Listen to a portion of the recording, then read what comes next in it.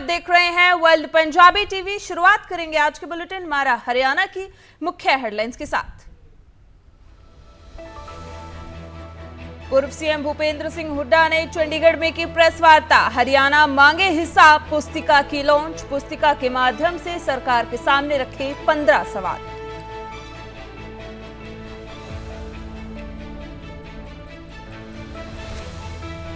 अंबाला पहुंचे बीजेपी के प्रदेश अध्यक्ष मोहन लाल बडोली। परिवहन मंत्री असीम गोयल ने किया जोरदार स्वागत।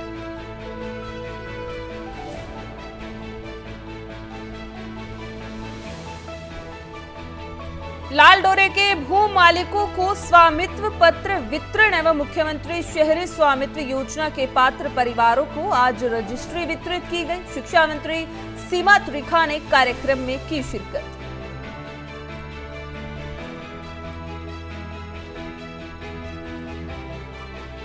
हिसार में मनाई जाएगी राज्य स्तरीय महाराजा दक्ष प्रजापति जयंती। समारोह को लेकर सिरसा पहुंचे डिप्टी स्पीकर रणबीर सिंह गंगवा। कहा, सभी वर्गों को साथ लेकर चल रही है सरकार।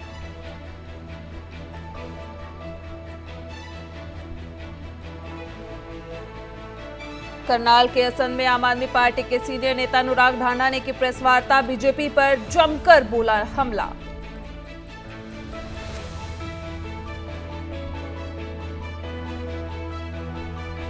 अंबाला में कर्मचारियों ने किया प्रदर्शन। कच्चे कर्मचारियों को पक्का करने जैसी कई मांगे रखी। मांगे जल्द पूरी न होने पर सरकार को दी चेतावनी।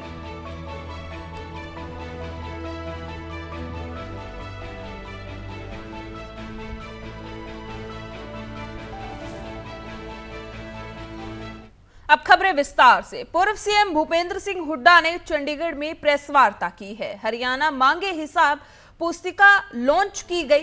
पुस्तिका के माध्यम से सरकार के सामने रखे 15 सवाल। डोर टू डोर अभियान के माध्यम से लोगों तक पहुंचाए जाएंगे सवाल। लोगों से मांगी जाएगी फीडबैक, ये कहना है भूपेंद्र सिंह हुड्डा का। नेशनल नेता वीरेंद्र सिंह भी इस दौरान शामिल रहे।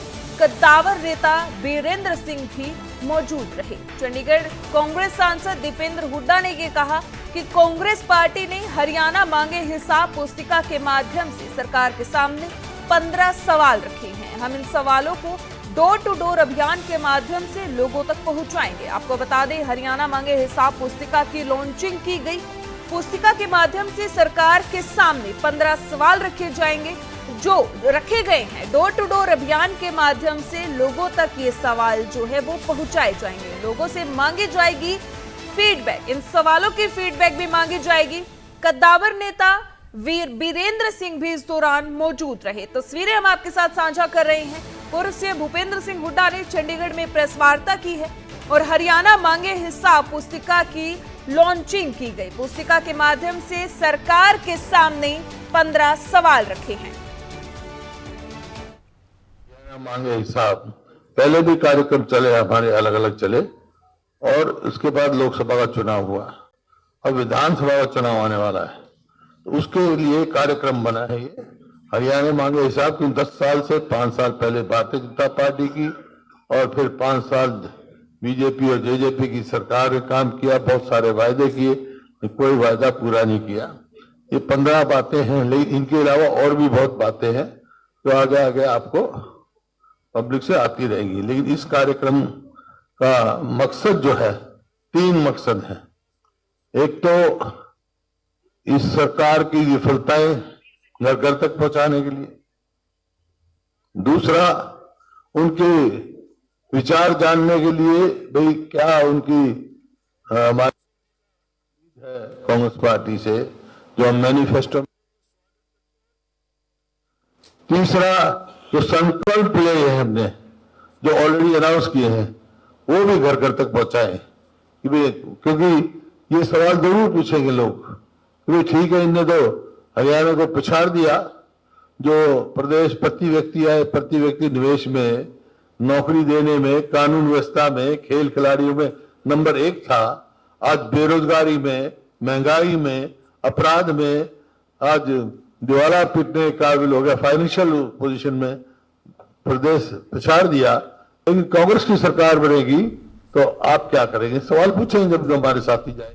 आगे बढ़ते हैं। भाजपा प्रदेश अध्यक्ष बनने के बाद पहली बार आज अंबाला पहुंचे मोहनलाल बडोली का परिवहन मंत्री असीम गोयल और भाजपा कार्यकर्ताओं ने जोरदार स्वागत किया। इस दौरान मोहनलाल बडोली ने कहा कि जनता की मदद से प्रदेश में तीसरी बार भाजपा की सरकार बनाएंगे और शंभू बॉर्डर खोलने को भी लेकर उन्होंने बड़ी बात कही। आपको बता दें, अंबाला में पहुंचे बीजेपी के नवनियुक्त प्रदेश अध्यक्ष मोहनलाल बडोली, परिवहन मंत्री असीम गोयल ने उनका जोरदार स्वागत किया और शंभू बॉर्डर खोलने पर भी प्रदेश अध्यक्ष बोलते हुए नजर आए।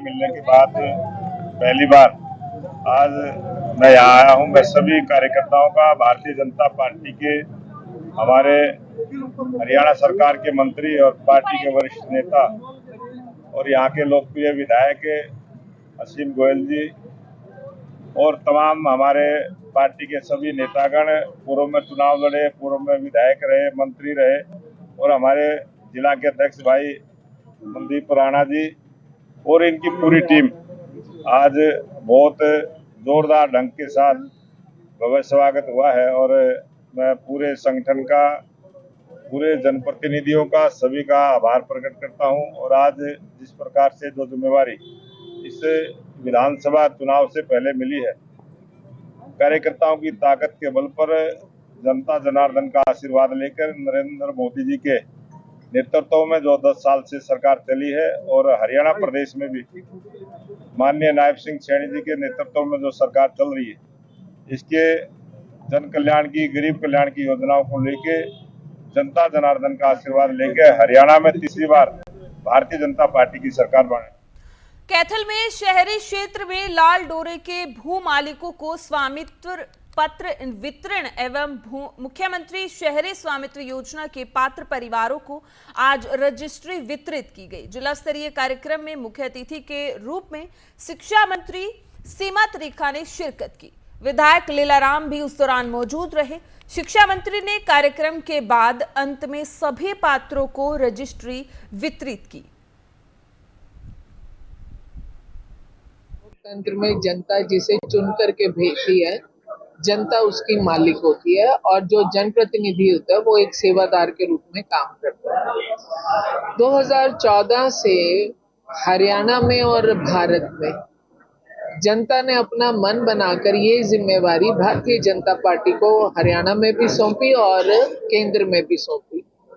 और आज दोनों ही मुखिया, मैं कहूँ तो नरेंद्र भाई मोदी जी भी, आदरणीय नायब सिंह सैनी जी भी, और उनसे पहले मनोहर लाल जी भी, जनता के हर दुख सुख का साथी बनते हुए उनकी हर कमी जो उनके परिवार में, उनके व्यापार में मैं बोलूं, और उनकी जीवन यापन में जो एक सरकार का सरोकार होता है, उसे पूर्ण निष्ठा के साथ पूरा करने का प्रयास कर रहे हैं। आज आदरणीय नायब सिंह सैनी जी के माध्यम से वो तमाम लोग जो आज तक अपने जमीन के मालिक नहीं थे, पीढ़ियों से उस घर में रहते आ रहे थे, पीढ़ियों से वो दुकान का इस्तेमाल करते हुए आ रहे थे, आज आदरणीय नायब सिंह सैनी मुख्यमंत्री जी ने सब मालिकों को, जो हमारी सरकार के भी मालिक हैं, आज उनको मलकाना हक दिया है। और मैं इस काम के लिए जितने लोगों को लाभ मिला, सभी को हृदय से बधाई देती हूँ, शुभकामनाएं देती हूँ, और अपने मुख्यमंत्री हरियाणा का दिल की गहराइयों से धन्यवाद करती हूँ। सिरसा में हरियाणा विधानसभा के डिप्टी स्पीकर रणबीर सिंह गंगवा ने पीडब्ल्यूडी रेस्ट हाउस में एक प्रेस वार्ता की। इस दौरान उन्होंने कहा कि महाराजा दक्ष प्रजापति की राज्य स्तरीय जयंती सरकारी तौर पर 20 जुलाई को हिसार में मनाई जाएगी। समारोह में हरियाणा के मुख्यमंत्री नायब सिंह सैनी मुख्य अतिथि के तौर पर शिरकत करेंगे। उन्होंने हिसार में 20 जुलाई को आयोजित होने वाली राज्य स्तरीय दक्ष प्रजापति जयंती का न्योता भी दिया और इसे लेकर समाज में गणमान्य लोगों के साथ बैठक भी की। जब से भारतीय जनता पार्टी की सरकार बनी है तब से भारतीय जनता पार्टी महापुरुषों की, गुरु साहिबानों की जयंतियां सरकारी स्तर पे मनाती है। हमने पहले भी पिछले दिनों गोहाना के अंदर कबीर जयंती मनाई थी, उससे पहले रविदास जयंती भी मनाई थी, वाल्मीकि जयंती भी, धनौरी के अंदर जैसे धन्ना जाट जयंती मनाने का काम किया। इसी कड़ी के अंदर आने वाली 20 जुलाई को हिसार के अंदर महाराजा दक्ष जयंती मनाई जा रही है। आज इसी का निमंत्रण देने के लिए मैं यहाँ सिरसा में पहुंचा हूं, जिसमें मुख्य अतिथि आदरणीय नायब सैनी जी होंगे। और ये पहली बार है कि दक्ष जयंती सरकारी स्तर पर मनाई जा रही है।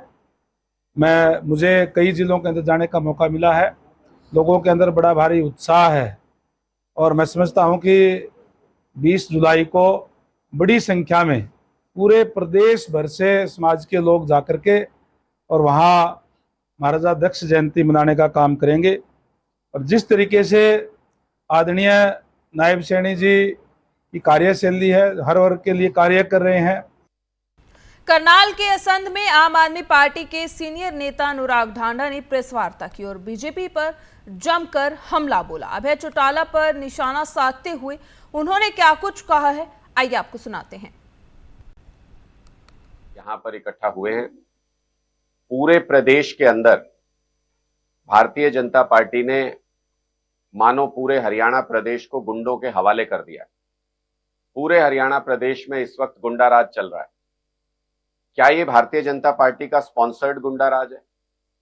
क्या ये भारतीय जनता पार्टी द्वारा जानबूझकर प्रायोजित करके गुंडा राज स्थापित करने की कोशिश हो रही है? मैं ऐसा इसलिए बोल रहा हूं क्योंकि इतनी सारी घटनाएं होने के बाद भी पिछले 24 घंटे के अंदर हरियाणा में 2 हत्याएं हुई हैं। सरेआम गोली मार करके 2 हत्याएं हुई हैं, जिनमें से एक व्यापारी थे, दोनों ही व्यापारी थे, अपना अपना काम करते थे। और एक व्यापारी को किस तरीके से आप सरेआम गोली मार देते हैं। कई व्यापारियों के यहां पर सरेआम खुलेआम फायरिंग होती है, फिर उनको फिरौती की पर्चियां दी जाती हैं। एक अंडरवर्ल्ड क्रिएट करने की कोशिश हो रही है पूरे हरियाणा के अंदर। मैं कुछ घटनाओं का जिक्र करूं तो ये हांसी में जो कल घटना हुई है, वो एक पॉलिटिकल पार्टी के नेता भी हैं, व्यापारी भी हैं, उनकी गोली मार करके हत्या कर दी गई। इसके साथ ही गोहाना में पानीपत हाईवे के पास वहां इसी तरीके से एक व्यापारी की गोली मार करके हत्या कर दी गई। कल कुरुक्षेत्र में लाडवा में यह खबर आई थी, सोमवार की रात को वहां पर बीजेपी नेता के घर के बाहर सरेआम फायरिंग हुई, घर के ऊपर फायरिंग की गई। उससे पहले करनाल में पुलिस के एएसआई थे, उनकी हत्या कर दी गई। और पता नहीं कितनी ऐसी घटनाएं हैं जहां पर हिसार के एक शोरूम, महिंद्रा शोरूम था, उस पे तो दिन दहाड़े खुलेआम फायरिंग हुई। बचाना तो उनको चाहिए था, सुरक्षा देनी चाहिए थी, लेकिन कुछ दिन बाद पता चला वहां ईडी की रेड हो गई। तो लगता है कि जो गुंडों से काबू नहीं आते, फिर उनके लिए ये अपनी ईडी और सीबीआई जैसी एजेंसियां भेज देते हैं। रूस में फंसे भारतीयों के लिए एक अच्छी खबर सामने आई है। उन्हें जल्द भारत भेजा जाएगा। इसके बाद उन परिवारों की उम्मीद जगी है जिनके बच्चे रूस आर्मी में काम कर रहे थे। यह खबर सुनने के बाद परिवार में खुशी का माहौल है। करनाल के गांव सामली का युवक हर्ष के परिवार की भी अब उम्मीद जगी है कि उनका बेटा अब घर वापस आ जाएगा। हर्ष दिसंबर में विदेश यात्रा पर गया था, लेकिन गलत एजेंट के चलते वहां रूस पहुंच गया। वह आर्मी में वहां भर्ती हो गया। परिजनों ने सरकार से इस दौरान गुहार भी लगाई, लेकिन अब मोदी और पुतिन की मुलाकात के बाद एक आशा जरूर जगी है कि वहां पर फंसे भारतीयों जो है वो वापस आ सके।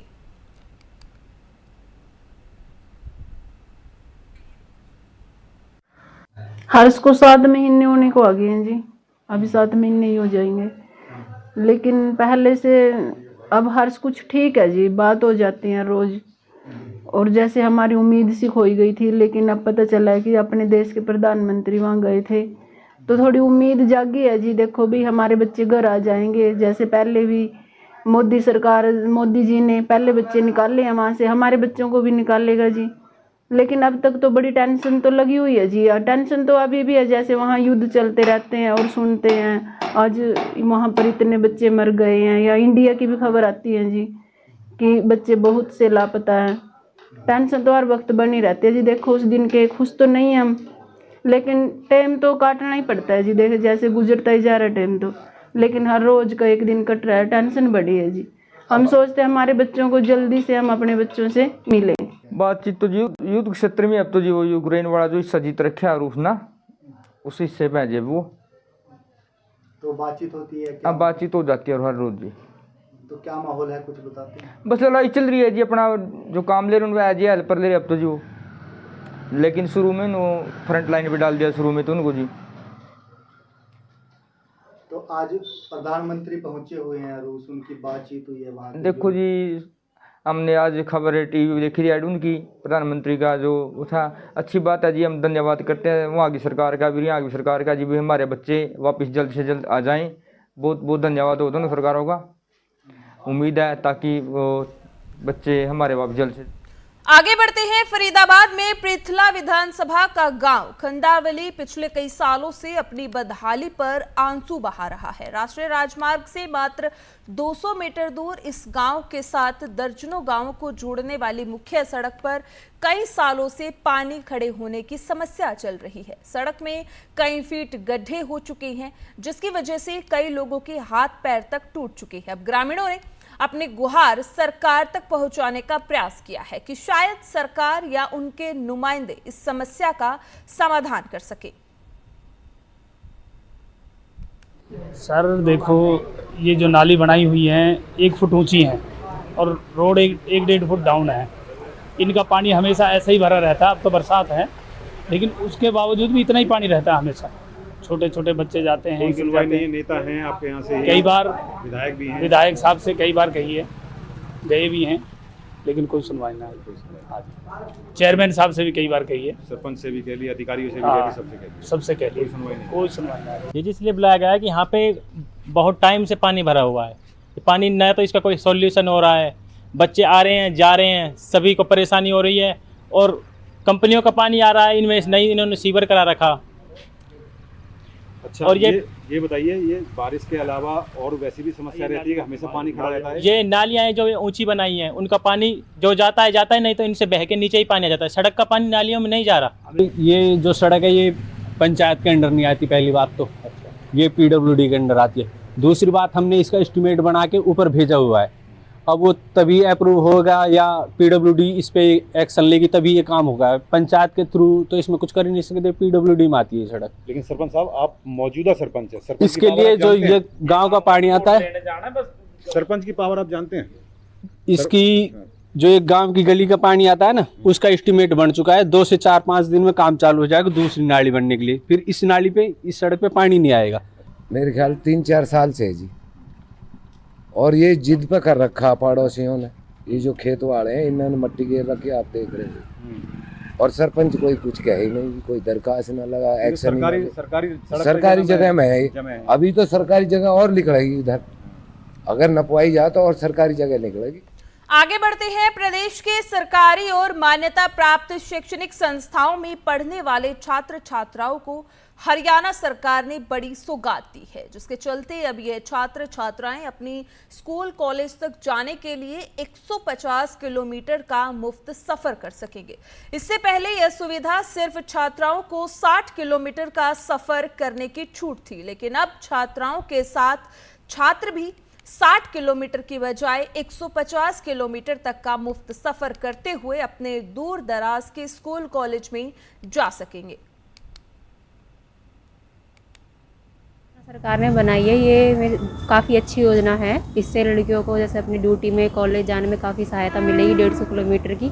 तो मेरे हिसाब से काफ़ी अच्छी योजना है। इसके लिए हम सरकार को धन्यवाद करना चाहेंगे और यही कहना चाहेंगे कि लड़कियों के लिए काफ़ी सुविधाजनक है। अभी हाल ही में कल मुख्यालय से लेटर आया है, जिसके अंदर जो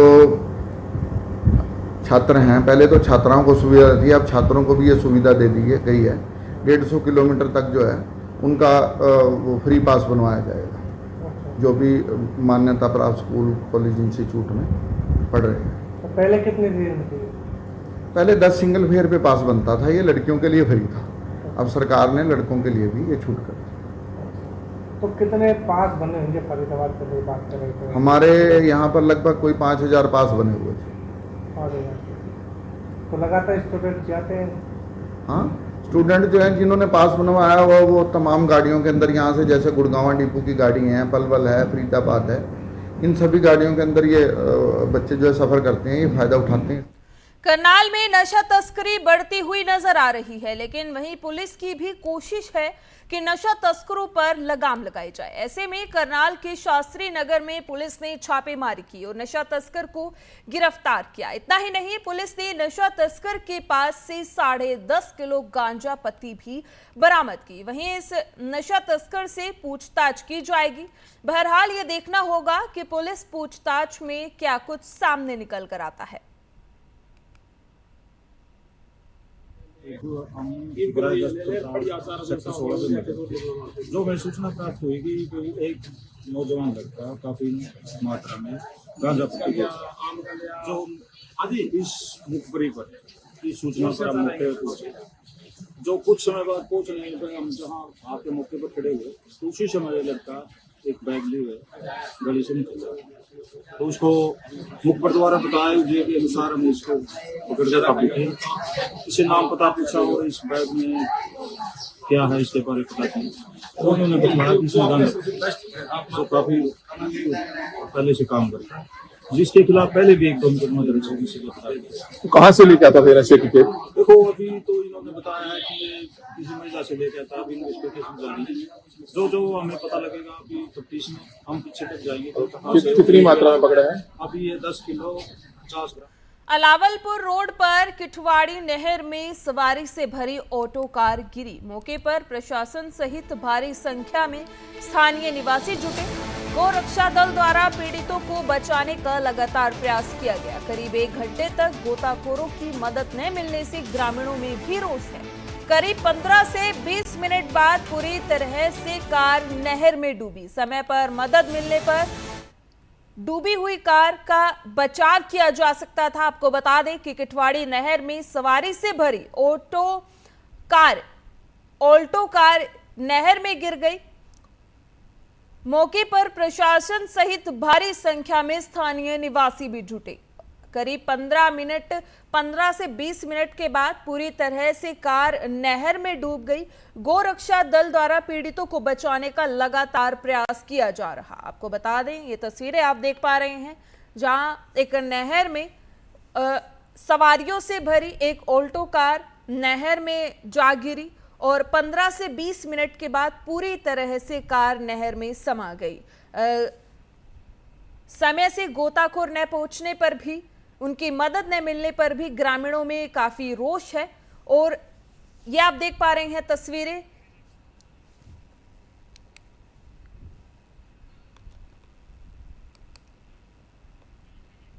आगे बढ़ते हैं। प्रदेश सरकार पूरे देश को सड़क मार्ग से जोड़ने की मुहिम में लगातार प्रयासरत है। 152D पर सफर करके न आप खुद को बेहतर सुरक्षित महसूस करेंगे, बल्कि लंबे सफर को कम समय में तय काफी फायदे में भी रहेंगे।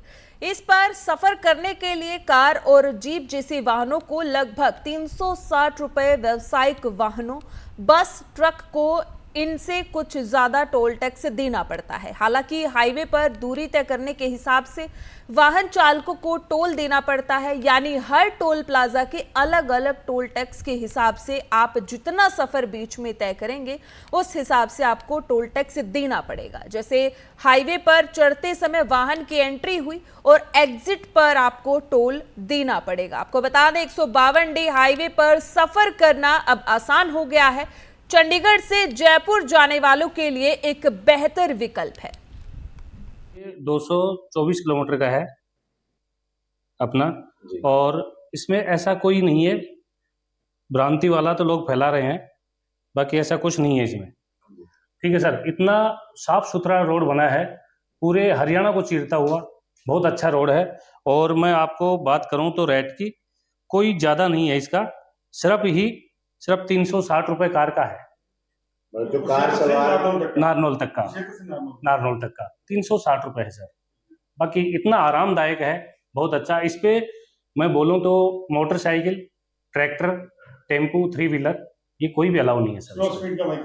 कोई अलाउ नहीं है सर। फैसिलिटीज क्या इस रोड पे मिल रही हैं? जी, क्या फैसिलिटीज आप दे रहे हैं? फैसिलिटी सर बहुत ज़्यादा हैं हमारे यहाँ पर।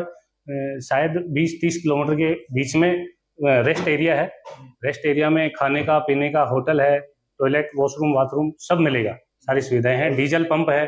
सुरक्षा की दृष्टि से अगर कैमरों की बात करें, कैमरे भी बहुत सारे कैमरे हैं, हर 500 मीटर में आपको कैमरा मिलेगा। लोकसभा चुनाव में हरियाणा में बीजेपी ने 10 सीट में से 5 सीट हारने के बाद अब अक्टूबर में होने वाले विधानसभा चुनावों को लेकर अपनी रणनीति बना ली है। बीजेपी हरियाणा में जाट और नॉन जाट को लेकर, मतदाताओं को लेकर स्पेशल रणनीति के तहत प्रदेश की प्रभारी सतीश पुनिया और प्रदेश अध्यक्ष मोहन लाल बडोली को बनाया गया। प्रभारी के रूप में हिसार और रोहतक में कार्यकर्ताओं की बैठक ली। इस दौरान कांग्रेस पर उन्होंने जमकर निशाना साधा। उद्देश्य ये है कि विधानसभा चुनाव से पहले भारतीय जनता पार्टी संगठनात्मक रूप से बूथ से लेके मंडल और जिला इनका पूरा वेरिफिकेशन करके एक बार फिर से चुनाव की मजबूती के लिए उनको तैयार कर रही है। कार्यकर्ताओं में उत्साह निर्माण के लिए और कुछ हमारी जो रणनीतिक चीजें उनकी चर्चा के लिए जिले में इस तरीके से जो प्रमुख कार्यकर्ता उनके साथ में एक राजनीतिक प्रस्ताव पर भी चर्चा होती है और उसके अलावा भी जो कुल मिलाकर संगठन का हमारा लेखा जोखा उसकी भी चर्चा हम लोग करते हैं। एक आज मेरे ख्याल से ये लगभग सारी जिले की बैठकें हमारी हो जाएंगी। हरियाणा के 22 के 22 जिलों में ऐसे 5-6 प्रमुख नेताओं ने, जिसमें मुख्यमंत्री जी भी शामिल हैं, विप्लव जी भी शामिल हैं, सुरेंद्र नागर जी और हम सब लोगों ने पूरे हरियाणा को प्राथमिक तौर पर संगठनात्मक का जो एक आकलन था उसको अभी हम लोगों ने किया है। कुल मिलाकर संगठन की मजबूती के लिए और सक्रियता के लिए, मनोबल के लिए इन सारी। फिलहाल इस बुलेटिन में इतना ही। खबरों का सिलसिला जारी रहेगा। दीजिए मुझे इजाजत। धन्यवाद।